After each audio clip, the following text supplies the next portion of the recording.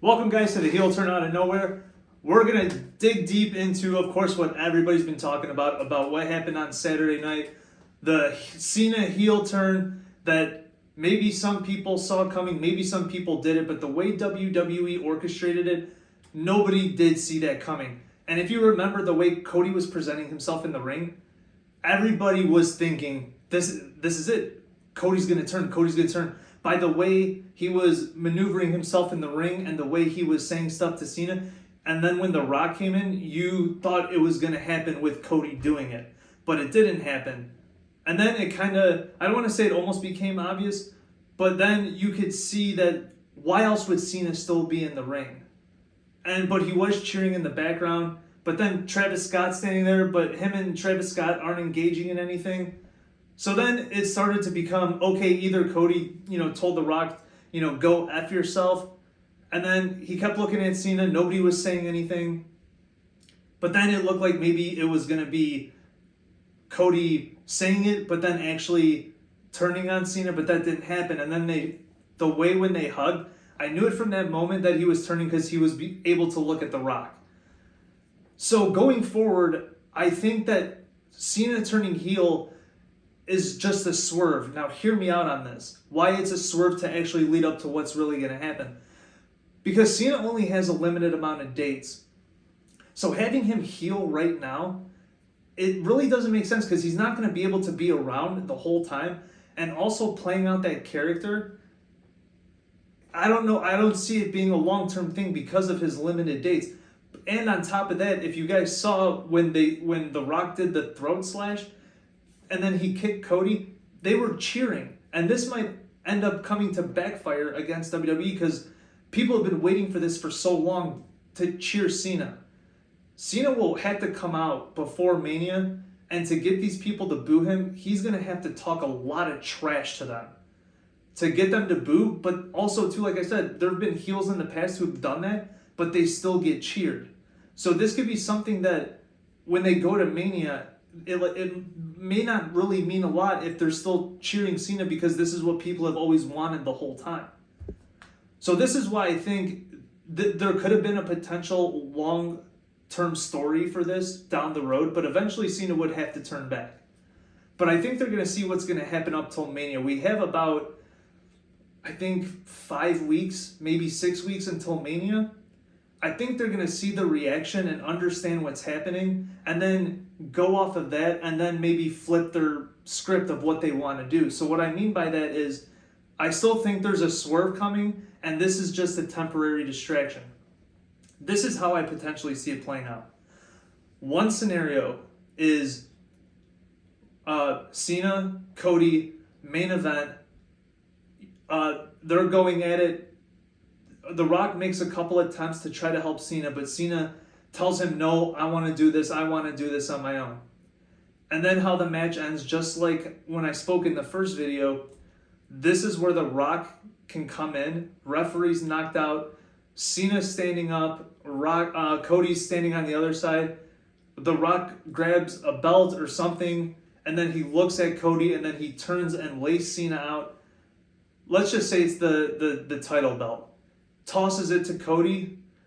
Cena starts wobbling, goes to stand up, and then Cody goes and lays him out. Rock walks out of the ring. Cody pins Cena. He gets his hand raised. The Rock comes in, raises Cody's hand, and Cody does the turn. Would totally swerve everybody because nobody's seeing this coming.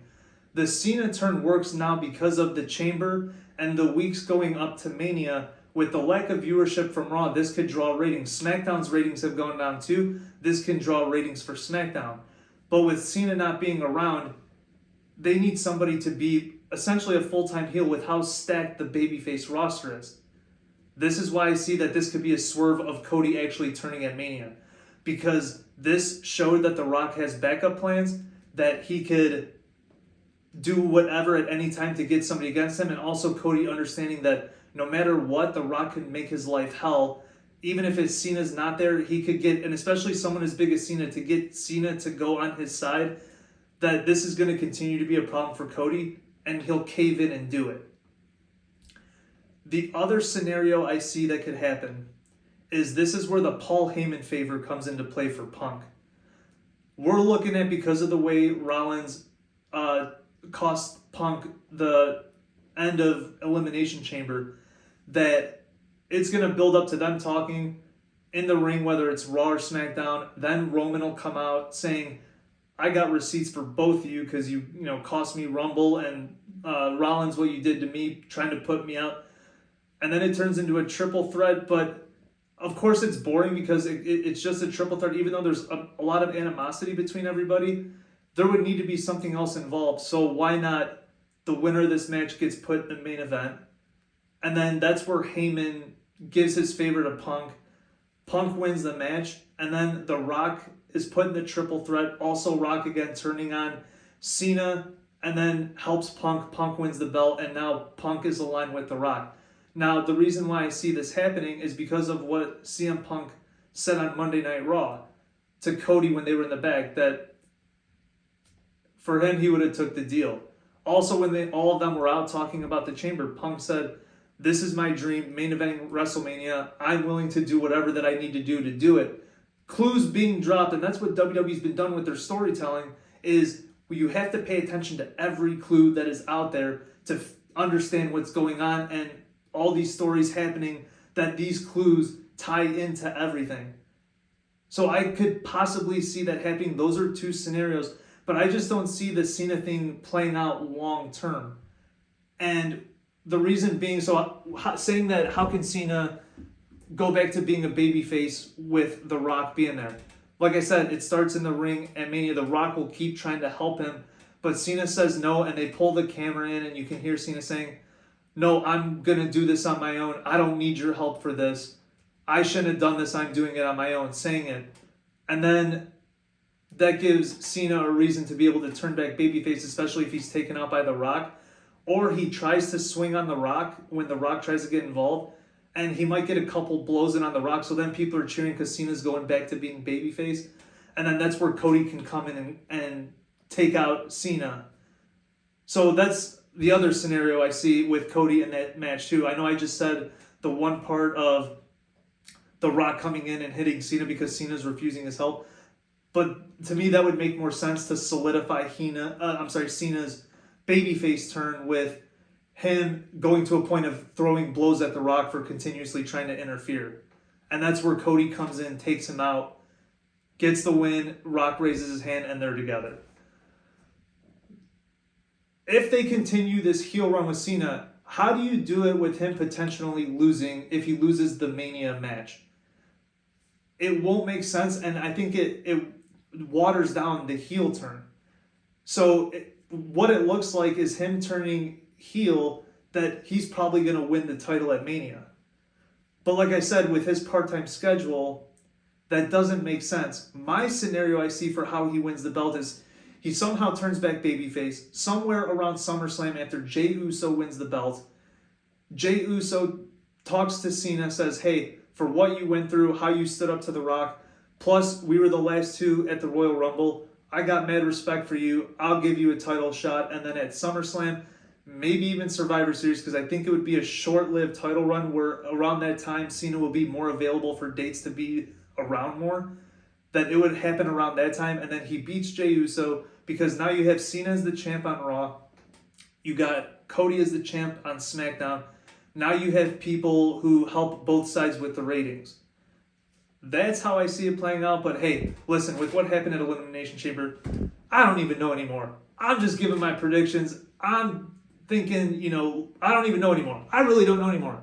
I said Jade Cargill coming out, I said that would happen on a Raw or SmackDown, confronting Naomi or Bianca, that would be the best way to do it, to show the footage. But then they had her come out and attack Naomi, and everyone was still cheering.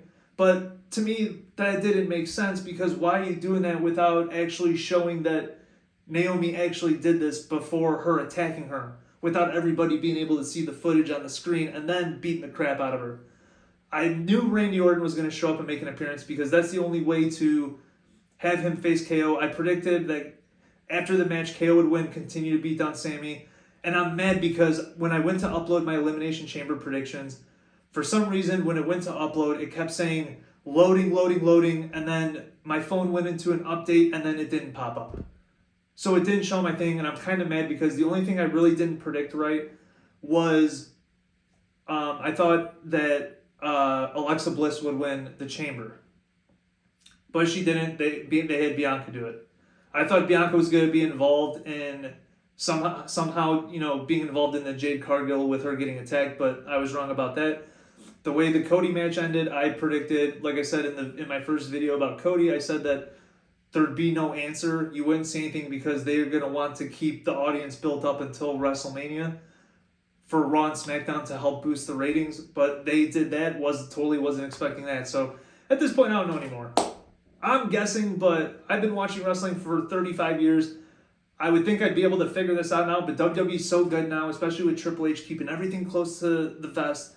And he even said in the press conference, when something happens, something big, only 2 to 3 people know, though. People who actually need to know only know about it, so nothing gets leaked anymore. Not saying that I go on the internet, look for leaks, or watch other people's podcasts, and I do. I watch other people's podcasts. A lot of guys have good information to say, but I try to dig deep and go actual roots, actual details, something to make sense of how things are done. And yes, the Cena thing, I didn't see it coming, does make sense, but what I think about too in that situation is Cena turned and joined The Rock, but he already won the Chamber. He's already going to Mania. So that means this had already been planned with The Rock and Cena before. Obviously storytelling, right? For wrestling, we know that it's scripted, predetermined. So that's where it doesn't make sense to a hardcore fan like myself and some of you guys out there who follow it that closely, that's where it doesn't make sense because Cena was already in on it, going to turn on Cody and join The Rock before, because the men's chamber was last. Now, it would make more sense if the men's chamber match went on first and Cena won, and then Cody came out and maybe called out Cena to talk to him about facing each other, and then The Rock comes out, because then there's time in between where The Rock could have talked to Cena. So this is where it's confusing, because from an actual sense-making standpoint, it doesn't. Good for in the moment how they did it, yes, but thinking about it in thorough detail about it, it kind of doesn't really make sense, because how did The Rock know that Cena was going to win, that this was going to happen? Does this mean that he knows Rollins was going to make it to the end? Is Rollins a part of this too? I don't know. I don't think so, because of how much crap Rollins has talked about Punk, how much he hates Roman and the whole bloodline. Wouldn't make sense.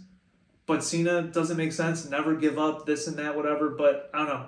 This is my thought. I think most of you guys would agree with it too. So let's just see what happens. It's an exciting road to WrestleMania, and let's just see what happens. Catch you guys on the next one. Peace!